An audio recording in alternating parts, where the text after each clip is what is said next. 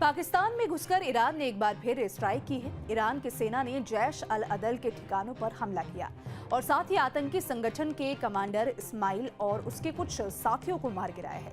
इसकी जानकारी ईरान की सरकारी मीडिया ने दी है। ईरान की मीडिया के मुताबिक ईरान की सेना 23 फरवरी को सीमावर्ती प्रांत सिस्तान बलूचिस्तान के पास पाकिस्तान में घुसी और फिर उसके बाद आतंकी शाह बख्श को मार गिराया। इससे पहले ईरान और पाकिस्तान ने एक दूसरे पर हवाई हमले किए थे। रिपोर्ट्स के मुताबिक जैश अल अदल को साल 2012 में बनाया गया। इसे ईरान ने आतंकवादी संगठन घोषित कर रखा है।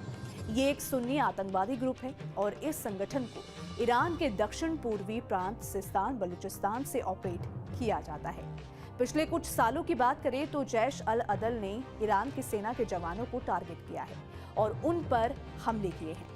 पिछले साल दिसंबर में जैश अल अदल ने सिस्तान बलूचिस्तान में एक पुलिस स्टेशन पर हमला किया था और इसकी जिम्मेदारी ली थी।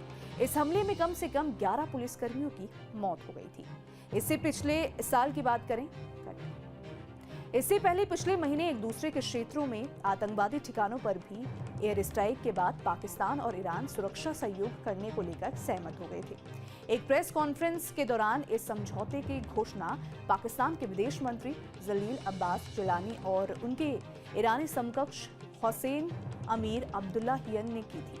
ये प्रेस कॉन्फ्रेंस पाकिस्तान विदेश कार्यालय में की गई थी और इस दौरान जिलानी ने कहा था कि ईरान और पाकिस्तान दोनों गलतफहमी को जल्द सुलझा सकते हैं। दोनों देश अपने अपने क्षेत्रों में आतंकवाद से लड़ने और एक दूसरे की चिंताओं को दूर करने पर सहमत हुए।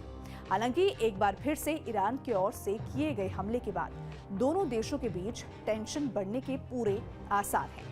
समझौते से पहले तेहरान और इस्लामाबाद के बीच तनाव बढ़ गया था। ईरान ने 16 जनवरी की देर रात को जैश अल अदल के 2 हेडक्वार्टर्स को नष्ट करने के लिए पाकिस्तान में मिसाइल और ड्रोन हमले किए थे। पाकिस्तान ने आरोप लगाया था कि ईरान के हमलों में 2 बच्चों की मौत हो गई और 3 लड़कियां घायल हो गई। हमले के बाद पाकिस्तान ने 17 जनवरी को ईरान से अपने राजदूत को वापस बुला लिया था। इसके ठीक एक दिन बाद यानी कि 18 जनवरी को पाकिस्तान ने जवाबी कार्रवाई में ईरान के अंदर हमले किए थे और अब ईरान ने पाकिस्तान पर स्ट्राइक की है।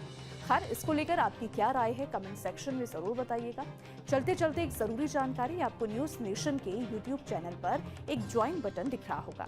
इस बटन पर क्लिक करके आप चैनल की पेड मेंबरशिप ले सकते हैं। बटन पर क्लिक करके आपको इसके बारे में ज्यादा जानकारी मिल जाएगी। तो देश दुनिया की तमाम बड़ी खबरों के लिए बने रहे हमारे साथ, देखते रहें न्यूज नेशन। धन्यवाद।